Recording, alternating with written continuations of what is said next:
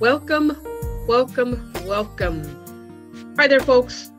Welcome to Sonia's Real Estate Connection. This is the show where I connect you, my wonderful listening audience, to the latest and greatest information concerning today's real estate market hot topics.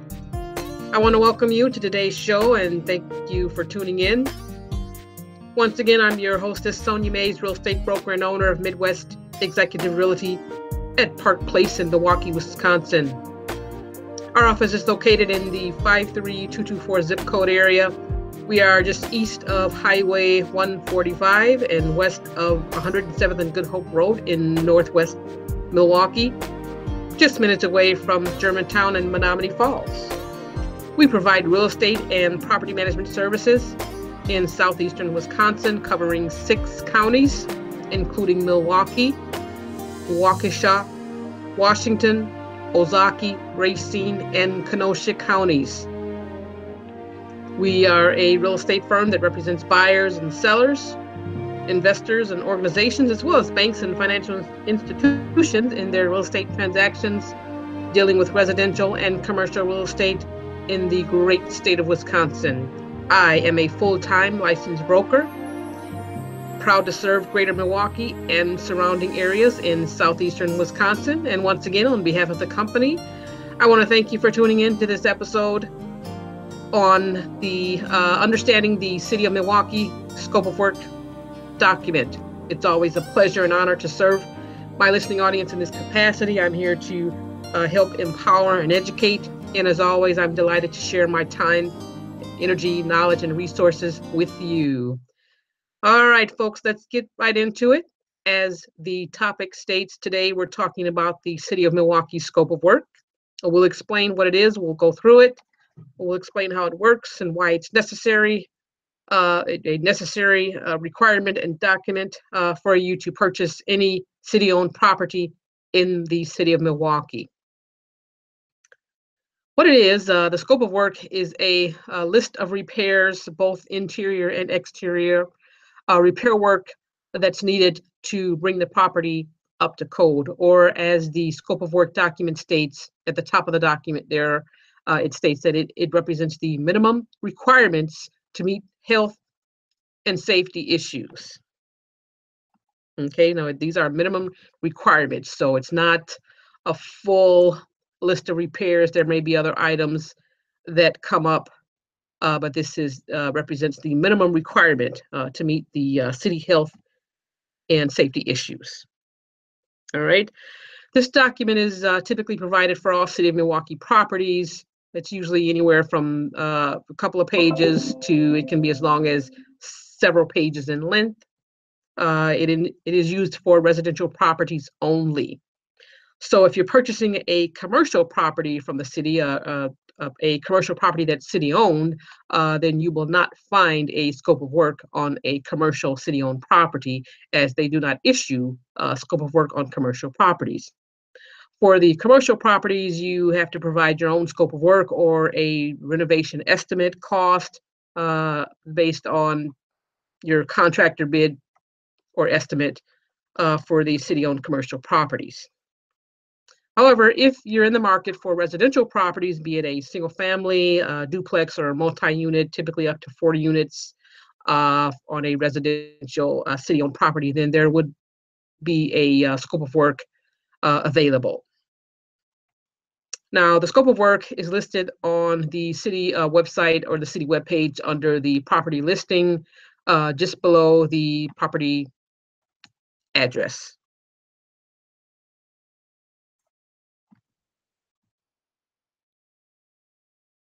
So there you will see a link that says scope of work. So if you go to the city website, the page that has city houses for sale, and it's city.milwaukee.gov/city houses, city.milwaukee.gov/city houses. Again, there's a link that says city houses for sale.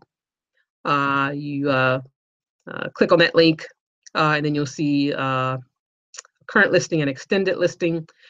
You can click on either one. The current listing consists of the properties that are restricted to owner occupancy. And the extended listing consists of properties that are open to investor bidders. So you can click on either link, and then you'll go. It'll bring you to the property list page, a list of properties. And then if you go under the property address, you'll see a link that says scope of work. If you click on that link, it should open up the scope of work document for you. And so, again, whether you're looking for investment properties or own occupancy properties, this link exists on both sides. So what you'll see is the actual document, the actual scope of work document. The first part of it consists of the exterior work orders on the property. And this document essentially takes the place of code violations. So if you're used to looking for code violations, you're used to looking up code violations on a property that you're thinking about buying, you will not see the code violations list on the city-owned properties. The scope of work generally takes the place of the code violations list, and the scope of work actually identifies all of the would-be exterior, interior code violations or work orders or work that's needed on the property. So again, you will not find the code violations list on the city-owned properties because they have a very detailed and itemized scope of list for each property that they take back into possession or in RIM. So on the first page of the scope of work document on our sample here, you'll see items such as landscaping, steps, handrails, service walks, fencing, parking, etc.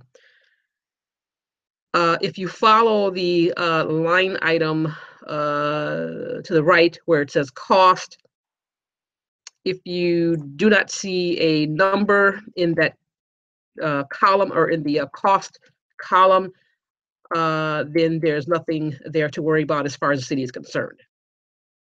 However, if you do see a number, or if you don't see a number, then there's nothing to worry about. If you do see a number, such as on our example document for 5646 North 96th Street, where it says fencing, and then you go over to the far right-hand column under cost, it says $3,000.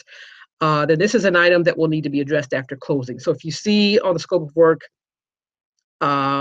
you see a number under cost for that line item, then that's something that you need to address, and you need to factor that into your budget for the renovation cost for this property. So that's part of the financial strategy that you want to include as you rehab the property. And this is something that will have to be addressed after closing. Now, you'll notice that they also have the box checked for yes under self-help. Now, if you see that box checked yes under the note comments column, or where they have the first box says NA and then the second box says yes. So if it says yes, then that means that it is a self-help item, and this is something that you can either eliminate or reduce the cost on the scope. And so a self-help item is something that the city will allow sweat equity work to be performed on the property to reduce the cost of labor and materials in the total rehab or renovation cost. So let's say you determine that the fence, let's say you go to the property through analysis of everything, and you determine that the fencing that's damaged or broken at the house is not going to cost what the city estimates it to cost. So the city is estimating on this particular property that the damaged fence is going to cost $3,000. And let's say you go there, you walk through, and you realize that you can purchase the materials for $1,000 and you can install the fence yourself. Then what you would do, you would cross off the $3,000, which is the original amount. You would cross that off for this line item only, and then you would write in the number 1,000. You would write in 1,000. And this would be considered a modified scope. So there is an example of a modified scope on the city website. So again, if you're on the city housing webpage, city houses for sale at city.milwaukee.gov/city houses, you can scroll down kind of towards the middle of the page, and there's a modified scope of work blue link. You can click on that link, and it'll bring up a copy of a sample modified scope. And the sample document, if you have it, it should say 4529 West Hadley Street at the top. That is the sample modified scope of work. So if you're looking at that sample, you'll see where they've crossed off items, so such as the first item under garage, and where it says paint, and then it says all wood surfaces, and then a box is checked for yes, self-help item. They've written in self-help, and then you go over to the far right column under cost, where the original cost of this paint item was $500, and it has been crossed off, and they've written in $150. So that's an item where you can allow for self-help item and a reduction in the original amount. So let's say you're going to purchase the paint, the materials yourself. It's going to cost you $150, and then you'll do the painting yourself, you and your family member or friend. And so that will reduce the amount on that particular item from 500 down to 150. Okay, you got it. So that's where that is, and that's how that comes in. So as you can see through the document, you scroll down through the sample modified scope of work document. They've modified several items throughout this document, where they've reduced the original amount and have allowed for a reduced amount for self-help items. And so you want to make sure that you recalculate all of your numbers in the right-hand column to adjust the total cost of the estimated exterior cost on the modified scope. So if you continue to scroll through, and you'll get to the second page where you have the total for the exterior estimated cost, you want to add up everything, recalculate all of the numbers in the far right-hand corner to get your total exterior cost. And then you would follow through and do the same thing for the interior work. So the next pages in the report or the scope consist of the interior work or inside work that needs to be done. So outside versus inside. And here again, we would go through each item line by line. So where it says repair, replace furnace, 3,000. I typically do not I do not modify items dealing with permits such as heating, electrical, plumbing, unless you have a contractor bid. So in this case, in this example here, where it says electrical upgrade service, and they've written in contractor bid, so it's actually the price has went up from $1,749 to $2,500 based on their bid to upgrade the electrical service in this property. So that's perfectly fine, but then they've crossed out some other items as far as the receptacles, switches, and fixtures. All of that is included in the contractor bid for a total cost of a modified cost of $2,500 on all of that electrical work. And then again, additional self-help items are allowed under plumbing for tub faucet and for water heater. That price is reduced down for purchasing reducing down certain items, and going on to doors and walls, and again, paint.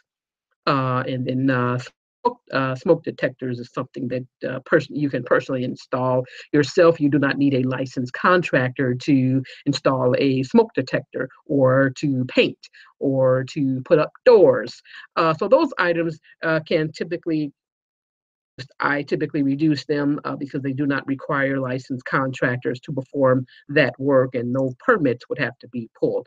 So again, as you go through the scope of work, you're going to cross off the original amount, write in your modified amount, add up the numbers for the interior estimates and exterior, and then add both interior and exterior amounts to get the total exterior and interior cost on the last page of the scope. So when you scroll down to the very last page of the scope of work, where you'll see at the bottom, it says total, exterior, and interior cost. This should be the total for both inside and outside work. Make sure that everything is added up correctly. And then you would write that number in and present the new document as a modified scope of work. The other thing I want to point out here is that the scope of work cannot be modified below 40% of the original amount without a licensed contractor bid. In other words, the city will currently allow up to 40% discount on the scope of work with self-help items and other modified line items on the scope. So if you'll notice on the sample document, the original amount of the rehab cost was $40,000.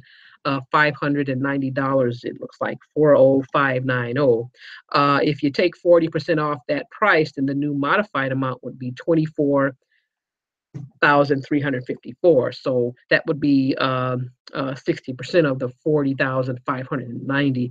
Now it would be easy to just cross off 40590 and write in 24354, but it's not enough to just simply go to the last page, cross off the last number, and put in, write in the new amount at 60% of the original scope.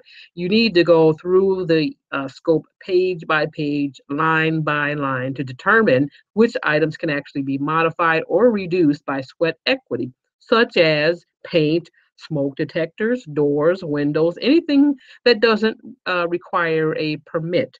And then you'll see on the sample document that the new modified amount came to $25,078, and it kind of went through each item and with that new modified amount, and everything in that column adds up to the new amount and is fully accounted for. And so it's best to see where that bottom line number came from or how you got to that number, and it's just the right thing to do. So that's how a modified scope is prepared and submitted by the broker. It goes to the seller with a signed offer with your proof of funds, which, by the way, must cover the purchase price plus the scope of work or modified scope of work. So if the modified scope of work is 25,000 and the purchase price is 25,000, then you would need to show proof of funds or pre-approval in the amount of 50,000 or more, because you have to cover both the purchase price and the scope of work. And so again, if you're on the city website and if you don't see a property or a scope of work, then that means that it could possibly be listed with one of the city brokers, city listing brokers, which in that case, it would be listed in MLS through the real estate broker, and they would have access and would have to provide you with the scope of work for that property. Now, getting back to this modified scope of work, if you're using your own contractor, or let's say you're a contractor, you're a licensed contractor, and you're writing up your own bid, then again, you can reduce the scope down even further than the 40%, but the contractor's bid must also show line items or itemized estimates, and it must make sense. So in other words, what they don't want to see is an original city scope of work, say for 100,000, reduced down to say $15,000 or $20,000. That's 80,000 or $85,000 less than what they originally estimated the work to be on this property. If they see something like this, it will definitely raise a red flag, and they will definitely question it, and it may even just be flat out rejected. So again, if you're using a licensed contractor to write up a separate bid in lieu of the city scope, just make sure it makes sense and it is within reason. You don't want to raise red flags on this potential offer.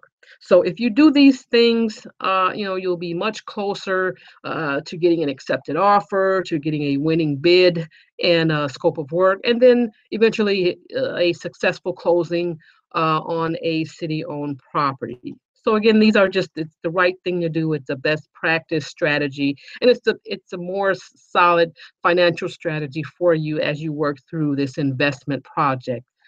So we want to make sure that you're doing things right and that you're doing things in the best capacity to come up with a win-win situation and a winning strategy for you as you create or increase and expand your investment portfolio with real estate. All right. Awesome. Well, that's it for today's episode on the City of Milwaukee scope of work. Now, keep in mind that each property is unique and there are different scenarios that may arise. So it's always best to evaluate the properties and the strategies on a case-by-case basis with your realtor. And just as a simple reminder, we are contracted with the City of Milwaukee as city brokers. We serve as listing brokers for city-owned properties and the city tax foreclosures. And so we'd be happy to assist you further with any specific questions you may have about any City of Milwaukee property or any other foreclosure property. I am an REO, an investment broker, and an REO listing broker as well. So if there's anything that we can further assist you with, please, by all means, don't hesitate to give us a call. We're happy to help. So once again, in closing, folks, I hope that you found this information to be useful and of value. I want to thank you again for those who have called in or emailed and contacted us with your feedback and questions. We certainly appreciate it. It's always a pleasure to answer any questions that you might have, or if you want to chit-chat any further in more details about this or any other show topics, we'd love to hear from you. So we seek to educate and empower you, our fabulous listeners, so that you can make an informed decision about your real estate transaction. All right, I want to thank you for tuning in to another episode of Sonia's Real Estate Connection.